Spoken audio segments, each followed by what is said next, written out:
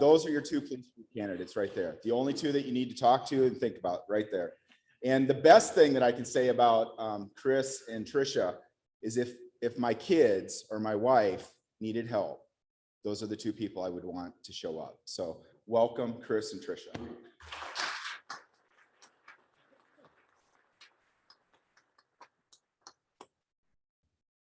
I don't know what that means when he says those are the ones you'd like to show up. We used to say we'd like to have John West show up, but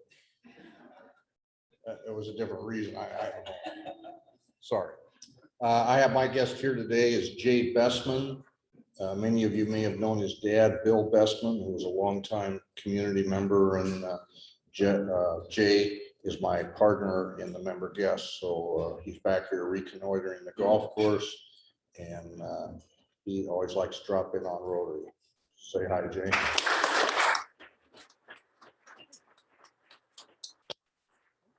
Should I stay up here? No. Okay. Also, I want to give a special welcome to Todd Epperly, who is visiting us. He's currently a Rotarian in the Ankeny Rotary Club, and we're very glad to have you, Todd. And he was just telling me about a successful fundraiser he spearheaded there. So you'll enjoy visiting with him, and thanks for stopping by, Todd. Okay, we have a special presentation at this time that Jackie Goodman is going to introduce for us. Jackie is head of the membership committee. And while she's coming, I need to tell you that these keys were found at last week's Rotary meeting. So if you're missing some keys, here they might be.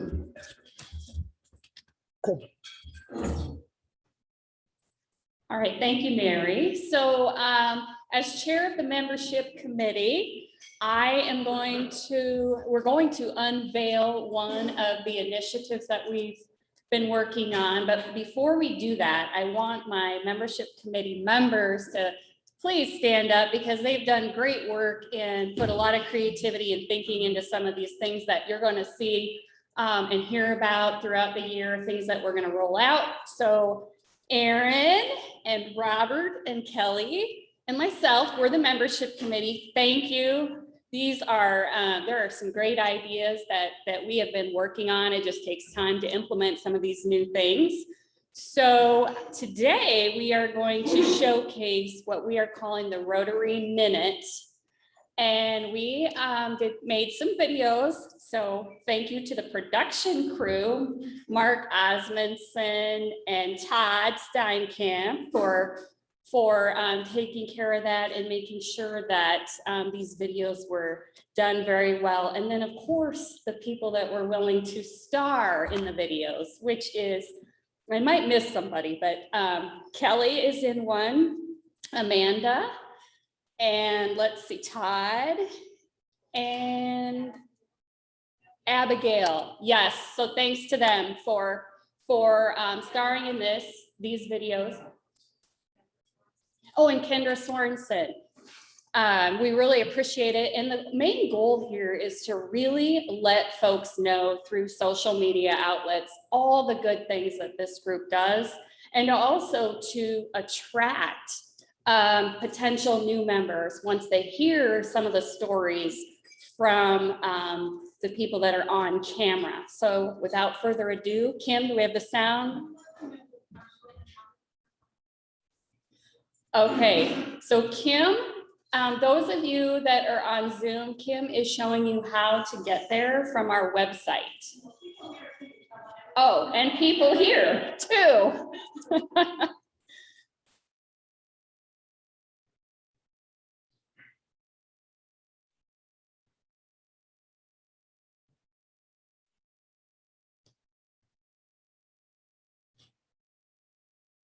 I have been a member of Rotary since 2019.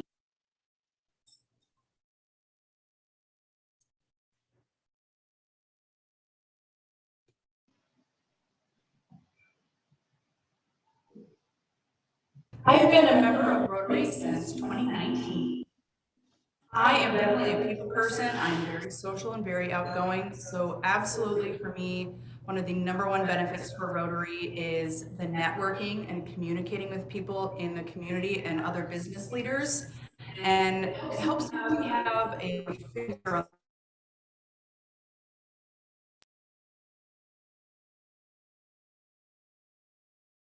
fundraisers like Coats for Kids and Shop with a Cop.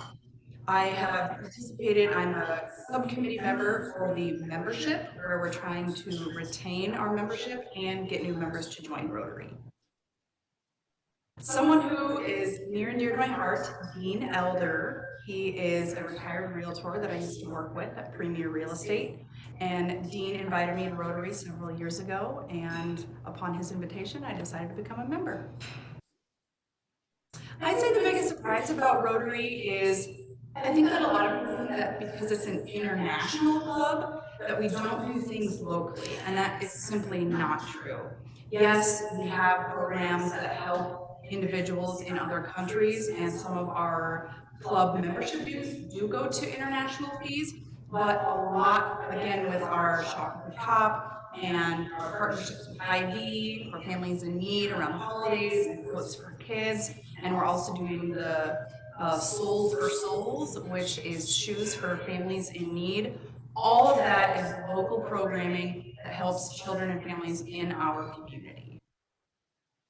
Easily, I would recommend Rotary because of the networking and the relationships that you're going to build with people in the community. And it's a fantastic way to have, I would say, one level of responsibility, so one club that you're in that facilitates fundraising for lots of other areas of need in our community. So instead of having to need to belong to 3, 4 different other clubs, if you belong just to Rotary, you know that you're going to help lots of other people in our community because you're a Rotarian.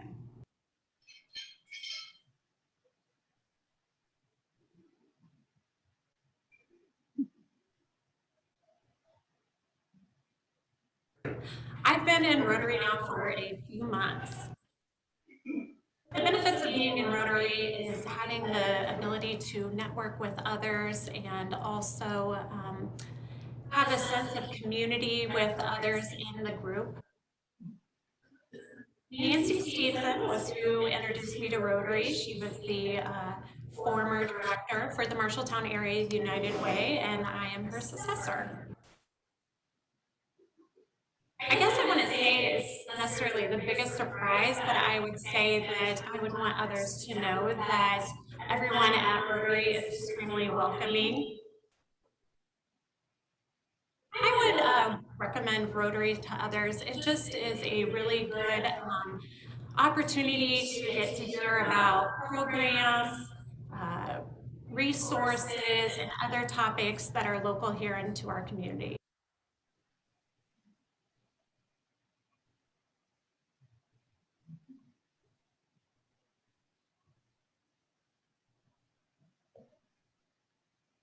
Seven years. Being a Rotary member means that I get to network with a group of people in our community that I typically don't see all in one room at one place. And I also have an opportunity for service work in our community. And we also just have a really good time. It's easy to join in Rotary activities. One of my favorite is the Warm Coats project, where we raise money for coats and for children in need in our community, and then we get them and we organize them, and just at that time of year, and then if you want to, you can go out and help deliver them to the schools as well.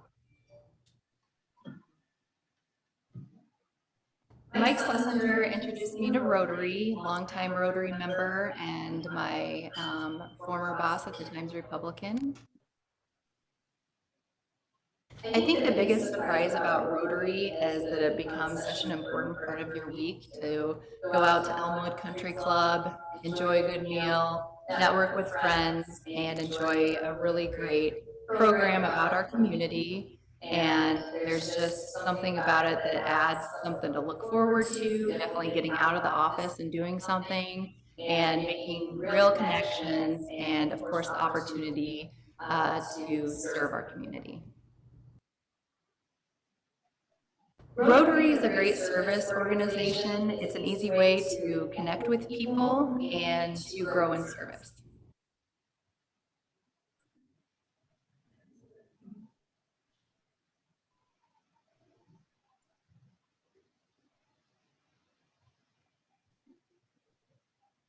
I've been in Rotary, I believe, about 4 years.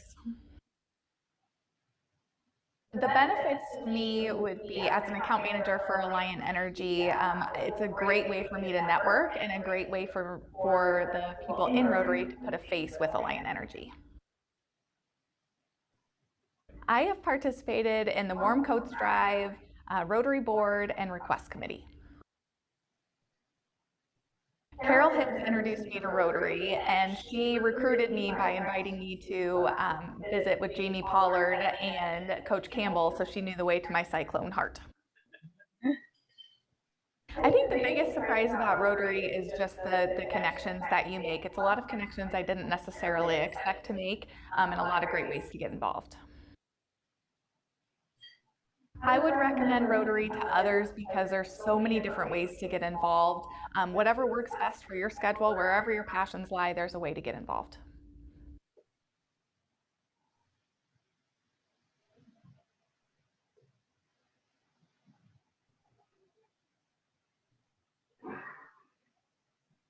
I've been in Rotary since 2016, so going on 5 years this year. Benefits to me are the networking, getting the opportunity to meet a lot of the community leaders that are a part of Rotary. That's really helped me branch out as a business owner in the community, but also just make some really good friendships.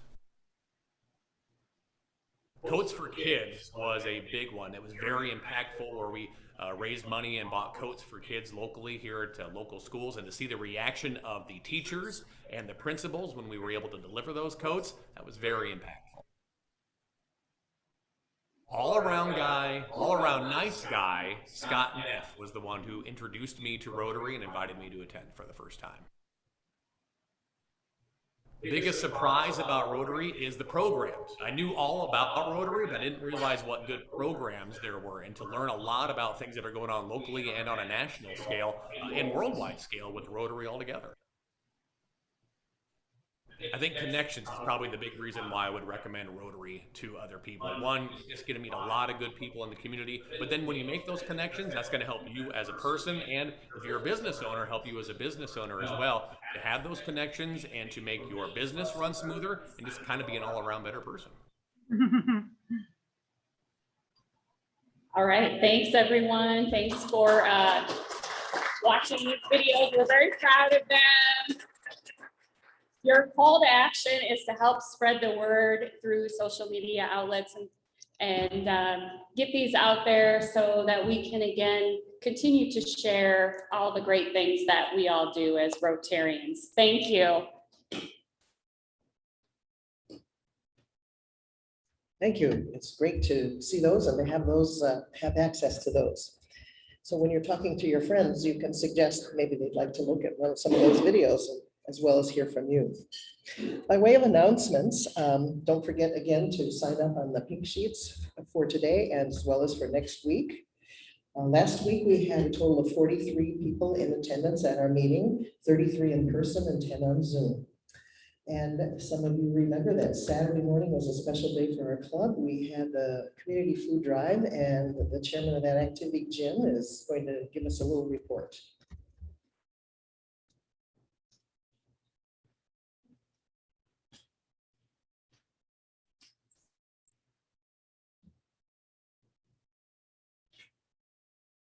If I appear a little hobbled, I am. I had physical therapy this morning. Carnahan is a taskmaster. Had a good food drive this year. I want to thank everybody that participated and helped in it and gave to it. I haven't got a final number in the poundage of food that we get. The recipients weigh the food that they get. So we got 450 pounds from the food box, but Salvation Army has not reported to me yet how much food they got.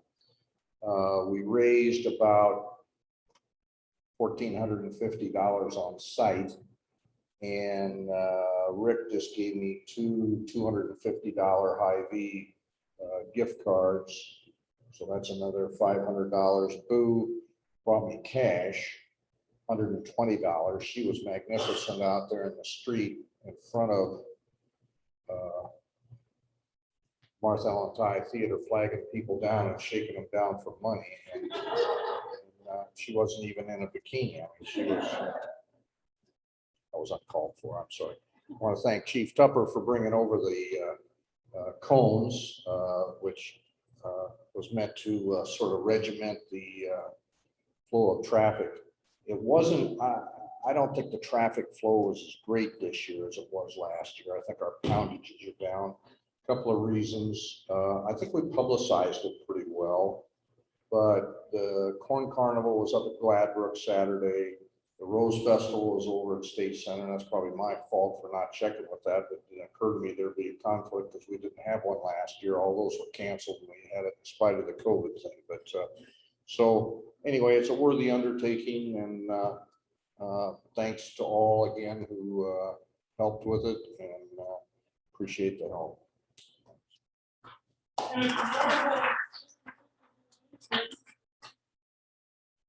Oh, yeah.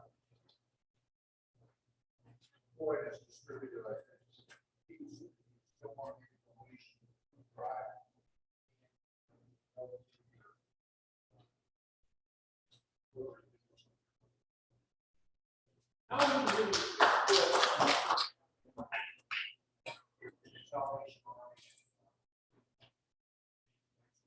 Thanks again for all of those of you who were able to come and work that day, and also those of you who contributed to the effort. It was really worthwhile. Todd, you have a news report for us?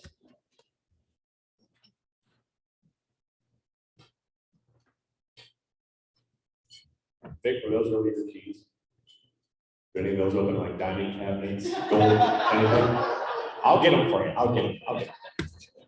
At the Marshalltown School Board regular meeting last night, the board received an end-of-year report on student health services from district-led nurse Stacy Toole Crawford. A total of 178 students reported a positive test for COVID-19 since the beginning of the pandemic. The statistic does not include positive tests during times of school closure. Vaccine rates among staff was 81% after the school held vaccine clinics for employees in February. For students, the vaccination rate for ages 12 and older is 21% after clinics were held in May. The Board of Regents will consider a proposal for tuition increases at the 3 state universities in a meeting on Thursday. The board staff is proposing a 3.5% increase in undergrad resident tuition at the University of Iowa and Iowa State, with a 1.5% increase at the University of Northern Iowa. The proposal also raises mandatory fees by $53 at the U of I, $36 at ISU, and holds fees the same at UNI. The proposal would increase out-of-state tuition by the same as in-state at UI, raising it to $906 at ISU and $273 at UNI. National Weather Service has details on a tornado that touched down near Pella on Saturday night. They say it was an EF1 tornado, packing winds between 100 and 110 miles per hour. Touchdown right about 640 just northeast of the intersection at 195th Avenue and Highway 163. Their tornado then tracked east-southeast for about 1.5 miles, disappearing near 210th Avenue. The Weather Service says the 150-yard wide tornado damaged trees and farm buildings and did some shingle and siding damage to houses in its path. Thankfully, no one was hurt. Weekend rains were welcome, but the latest USDA report shows that the drought is not loosening its grips on the crops. Farmers reported that corn leaves are curling and ground cracking in some areas of the state from the heat. The USDA report shows that the corn condition is rated 56% good to excellent. That's a drop of 7 percentage points from last week. The soybeans were rated at 57% good to excellent, which is a 4% drop from the prior week. Finally, A boss walked up to his employee and asked him, "Do you believe in life after death?" The employee said no, because there's no proof of it. The boss replied, "Well, there is now." Skeptical, the employee asked how. And the boss responded, "Well, when you left yesterday saying that you had to go to your uncle's funeral, your uncle came here looking for you after you left."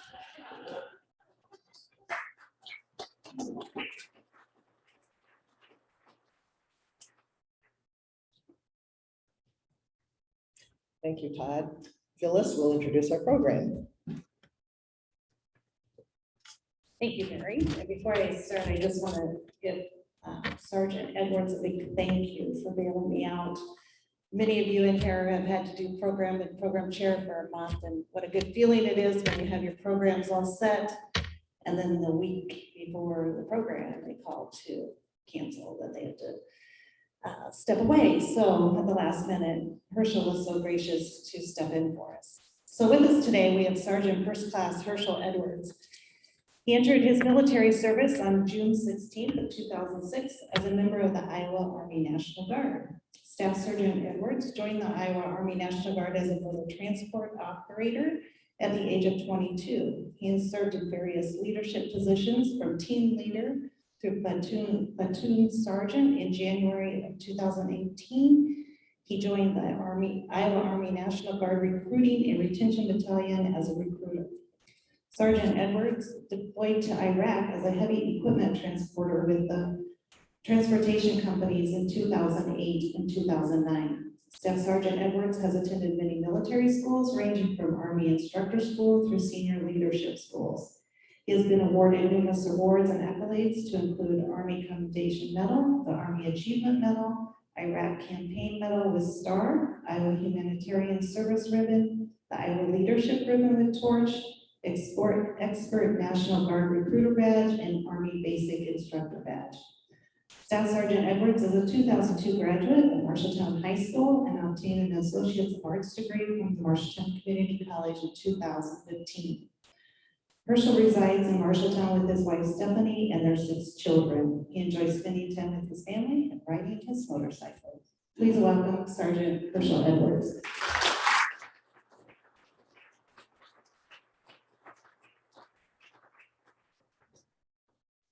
All right, I'll try to keep this kind of quick, right? I see the time. Phyllis said 20 minutes, so it's something I'm passionate about, right? The Iowa Army National Guard. But first, I want to say thank you for having me. Thanks for calling me to come do this. I enjoy a speaking event whenever I can get one.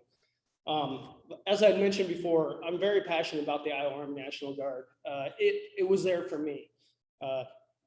When I was 21 on down, I kind of lived a troubled youth. But then out of somewhere, somehow, I met Sergeant First Class Tim Welton, retired now. He recruited out of Marshalltown for 15 plus years. There's a lot of us that are grateful for him to come into our lives. So myself, 15 years, just the other day, right, in the Iowa Army National Guard. It's quite the career that I have experienced. So I am the local recruiter out of the armory there on Summit Street. And then I also have an office partner, Staff Sergeant Gomez. So him and I together, we cover the area of from West Marshall over to South Tama, from Newton, Grinnell, Colfax, Mingo, Baxter, all the way up to North Tama, Grundy Center, and Rhinebeck. So that's kind of our area that we cover as far as going into those school districts, those different school districts, and talking to young individuals about what the Guard can do for them. And if we don't get the opportunity to make that connection about what the Guard can do for them, the things we like to do when we go into those schools is be able to touch every student in some way, somehow. And what's that mean? So a financial literacy class, be able to go in and talk to them about financial literacy. What are student loans? How's that affect you? What's a mortgage look like? What's a budget look like, right? I have to take my wife's budget, right, and show them, because I don't pay my bills. My wife does, thank you to her. But we get to show them, right? First aid classes, we do PE events, but being able to touch every student in one way, shape, or form is really myself and Sergeant Gomez's mission. Yes, the Iowa Guard has us on a mission, on an annual recruiting mission, We have to maintain the readiness of the state. We're looking for the future leaders. The next Herschel Edwards, the next Javier Gomez of the Iowa Army National Guard when we go into those schools or when we're out in our communities. But we can do so much more by impacting lives in different ways, giving them tools for the future. So that's one thing, right? The Iowa Army National Guard, who are we? Well, we're police officers, we're firefighters, we're manufacturers, we're your employees, right? 1 week in a month, 2 weeks out of the year after our training traditionally is what they put that uniform on for. They serve our communities, they serve you, the people of the state of Iowa first and foremost. That is our very first mission is you, the people of Marshalltown, Marshall County and Iowa. We serve in many capacities, right? So we go through our natural disasters that we've all had or experienced, excuse me. My first natural disaster was the floods in 2007. I was down in Iowa City. I stayed down there for a month and I drove the Coralville Police Department around while they enforced curfews because our trucks could ford through the water. We hauled sandbags. We went to people's houses and they loaded up what goods they could have to evacuate their house because it was flooding. Then what happened after the floods? We had an ice storm. So the transportation company that I was with here in Marshalltown, we opened up our armory doors, right? We allowed people that didn't have electricity or maybe their heater went out, whatever, to come into the armory. They stayed there at the armory until they were able to get the heat, get the electricity. We also took our trucks out and picked people up and brought them to the armory if they didn't have the transportation or didn't feel comfortable to drive on the ice. So the Iowa Army National Guard, we're roughly about 7,000 members strong. So much like you guys, the Rotary Club, we have a network. We have a network all across the state of Iowa because our normal 1 week in a month, 2 weeks out of the year soldiers are living their everyday lives, their civilian lives in some form of some employer, some capacity. So we have that network. It's that that separation of six. If I don't know somebody that works in a business, all I have to do is ask, and I'm going to be connected with somebody. So across the state of Iowa, we have roughly about 80 armories that house jobs, MOSs as we call them, jobs. So right here in your own backyard, you have a transportation unit. I know through the years we've been MPs, we've been signals. I think Sergeant Major Epperly or Todd, how long were you in the signal company for? Well, 1 year at Marshalltown, probably 20 years, right? So signal, military, water, military police, water purification, transportation. We have a long lineage here in Marshalltown. And then obviously our headquarters is down at Camp Dodge, down in Johnston, Iowa. We have roughly about 120 different jobs. So what's that mean? 120 different jobs that you can do 1 week in a month, 2 weeks out of the year, and maybe a little bit longer. I'll get to that, right? That you can do. So that gives you that trades. If you want a trades job, that gives you something other than your regular 9 to 5 or your Monday through Friday workday. We have those that ranging from logistics, obviously Marshalltown, into the medical field, the ordnance field. So ordnance goes everything from mechanics on our vehicles all the way up to working on the tanks that they have. Combat arms, so our infantry knocking in doors, kicking down doors. Our military police are actually considered combat arms. Engineers, horizontal, vertical, electronic engineers, administrative positions, IT positions, and chemical engineers. So that's kind of a big umbrella, but underneath of that, there's a whole lot of other jobs. So as I mentioned before, Sergeant Gomez and I, we have a mission. We as the Iowa Guard, or as the recruiters for the Iowa Guard, as I mentioned, are looking to build the force. The adjutant general tells our boss a number, or our first boss a number, then tells the next boss, and it trickles down to us on what our annual mission is. So as of today, Sergeant Gomez and I, in the last 3 years combined, we can account for 95 enlistments, 95 accessions of young men and women from Marshall County and the surrounding that are having the opportunity to step in and build a career, build a future with us. Now, we hear it time and time again too. Phyllis asked me, talk about my mission. What do I do as far as recruiting? And so we hear it time and time that when we go to meetings, we do have the hardest full-time job in the Iowa Army National Guard. Because our job, our career relies on going out and finding new talent. Finding new talent is not hard. It's not hard to talk to people. It's not hard to get them to understand our benefits. What is hard is when we look at the moral background, the moral investigation, or the law violations, or when we get into the medical background, right? Our medical procurement standards is a book probably about 6 inches thick, 5 to 6 inches thick. And then we get into the ASVAB, which is an entrance exam. And the one thing that's disheartening with that these days is that the ASVAB is, I don't want to say it's hard, but it comes down to paper and pencil math. Whereas the generation today is starting to get into the calculators and not being able to do that mental math. So as we go through, we can pique interest, but they have to qualify. They have to qualify. And that's one of the hardest things that we have to overcome and try to achieve.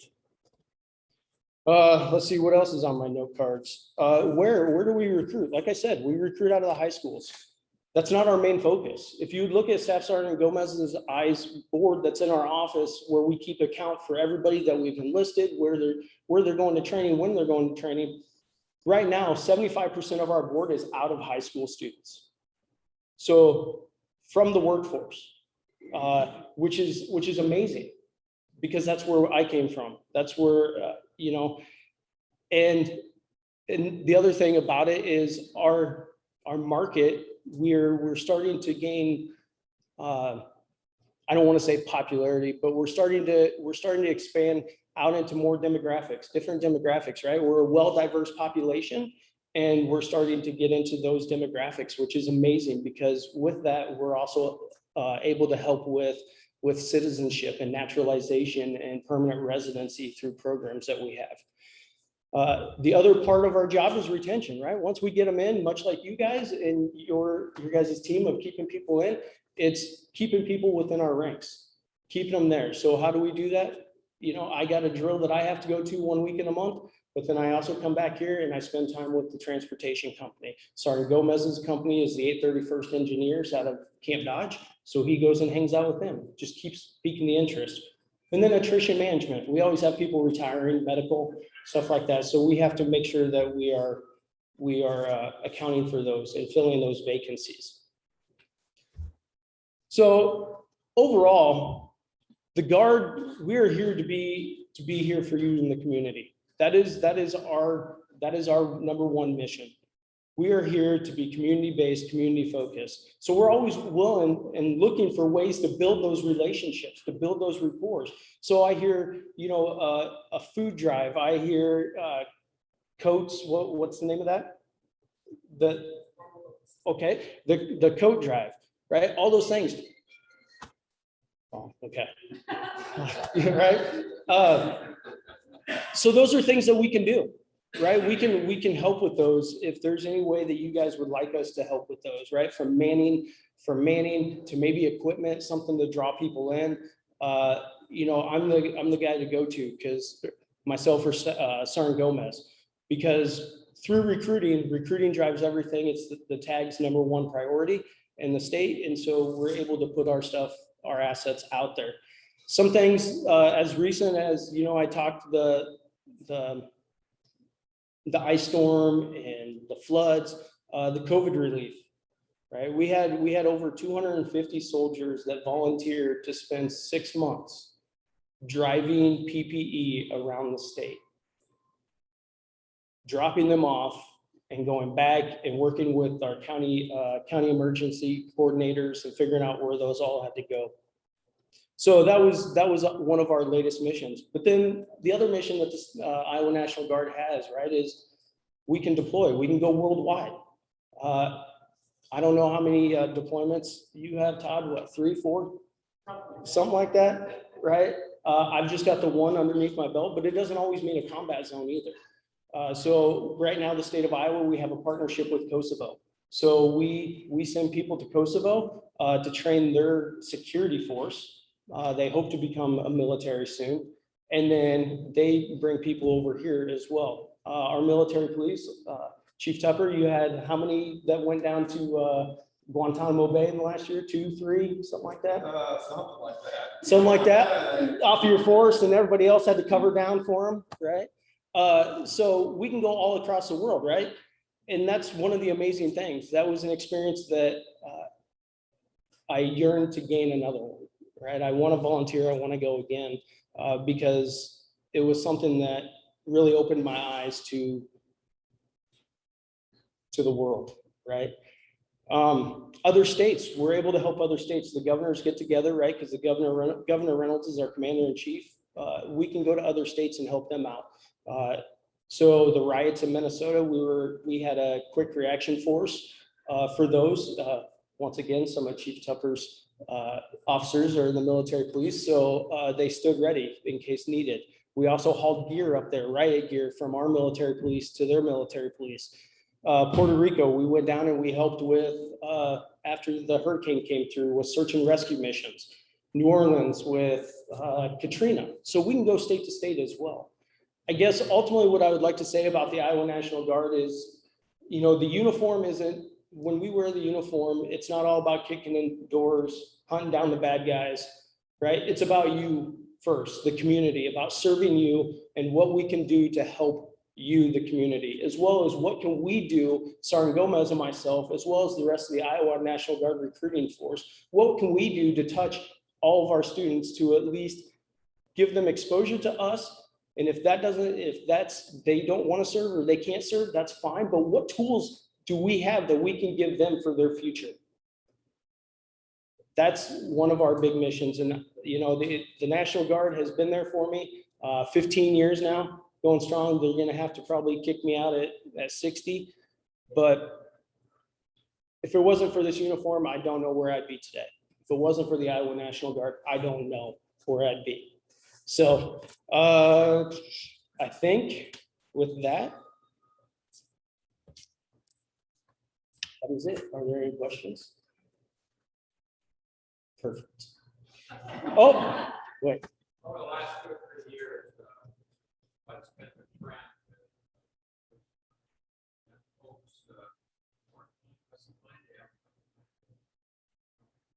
So the question was, what has been the trend in recruiting? So my first year back in 2018, it was slow, right? It was my first year, but luckily I had Sergeant Welton that was still left seating with me. It was more my high school market that was enlisting. Over the past 2 years, as I was talking with Phyllis, right now probably 65–70% of our board is out of school. We're looking at the ages of 21, 22, 23-year-olds that are enlisting. They've been out to the working world. They've been to college, and maybe they decided college isn't the path that I needed to go. And they come to us, and you know, we talk to them about their path. High school students, I mean, they, you know, the younger generation, because we can enlist somebody at 17 years old as a high school junior, and then they can go to basic training and then come back for their senior year and then go to their job training. You know, they're like popcorn in a skillet. They're all over the place. So to really get them down and to lock them in, it's a feat, but it's one that can be accomplished. So our trend for the Marshalltown area, you know, that area that I designated earlier, is more of our out of school market. Anything else? Awesome.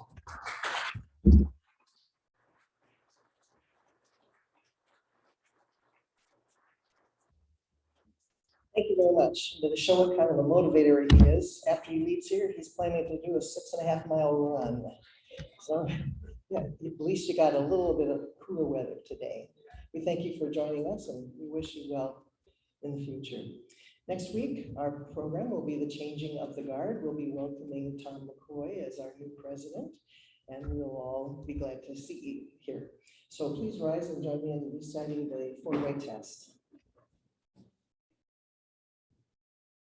Of the things we think, say, or do, first, is it the truth? Second, is it fair to all concerned? Third, will it build goodwill and better friendships? And fourth, will it be beneficial to all concerned? I now declare our meeting adjourned.